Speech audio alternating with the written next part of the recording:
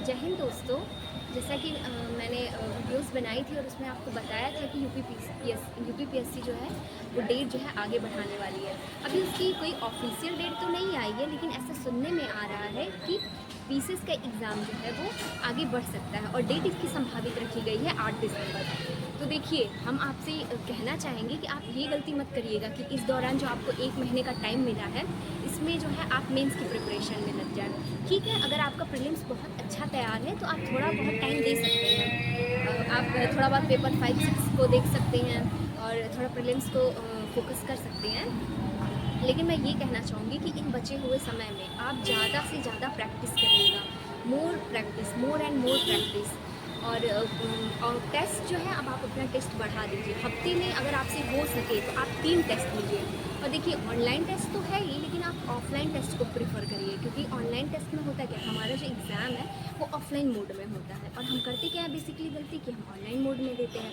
तो आप अगर आपने कहीं ऑनलाइन ज्वाइन कर रखा है तो ठीक है, आप कीजिए, लेकिन ऑफलाइन टेस्ट आप दीजिए, उससे आपको बहुत फ़ायदा मिलेगा। और आप एक और चीज़ ज़रूर करिएगा कि आपकी जो मिस्टेक्स हैं उसको ज़रूर ध्यान में रखिएगा, एक्सप्लेनेशन उसका ज़रूर करिएगा। हफ्ते में 3 टेस्ट ज़रूर देखिएगा। तो ये हो गई मेरी पहली चीज़। अब देखिए, जैसे मैंने आपको कहा कि ऑफ़लाइन टेस्ट प्रेफ़र करने की मैंने बात कही, तो आपके मन में ये सवाल उठ रहा होगा कि आखिर ऑफ़लाइन टेस्ट ही क्यों? देखिए, ऑफ़लाइन टेस्ट से ये होता है कि जब हम एग्ज़ाम हॉल में जाते हैं, एक तो उस एनवायरनमेंट का हमें प्रेशर रहता है। तो हम जब जाते हैं कहीं टेस्ट ज्वाइन किए या ऑफ़लाइन टेस्ट हम दे रहे हैं, तो हमें समय प्रबंधन, जिसको टाइम मैनेजमेंट कहते हैं, हमारा समय प्रबंधन बहुत अच्छा हो जाता है। और कोशिश करिएगा कि पेपर जो है वो 2 राउंड में करें। एक राउंड में ऐसे क्वेश्चंस करें जो आपको एकदम आते हों, आप उसको जल्दी-जल्दी गो थ्रू हो जाइए पूरे पेपर से। फिर दूसरे राउंड में आप राउंड कर दीजिए उन क्वेश्चंस को जो आपको नहीं आ रहे हैं, और दूसरे राउंड में उसको जो है आप अच्छे से ध्यान लगा के उस पर फोकस करना शुरू करिए। तो ये पहली चीज़ें हो गई टेस्ट सीरीज़ से संबंधित। और हम आपको दूसरी चीज़ बताना चाह रहे हैं, करंट अफेयर्स। देखिए, आप सबको पता है, दूसरी चीज़ एक यूपीपीएससी में बहुत मेजर रोल निभाता है, वो है करंट अफेयर्स। तो करंट अफेयर्स के ऐसा देखने को मिला है कि 30 से 35 क्वेश्चंस तो आते ही हैं। तो आप करंट अफेयर्स को एकदम इग्नोर नहीं करिएगा, वो एक बहुत बड़ा सेक्शन है और उसको आप लेके चलिएगा। तो ये हो गई करंट अफेयर्स। और करंट अफेयर्स में जैसे अप्रैल वाला करंट अफेयर्स हो गया, उस पर फोकस करिएगा। मार्च का करंट अफेयर्स, उसको फोकस करिए। तो करंट अफेयर्स पे आप जो है मार्च अप्रैल का फोकस करिएगा, अच्छे से फोकस करके उसको पढ़िएगा।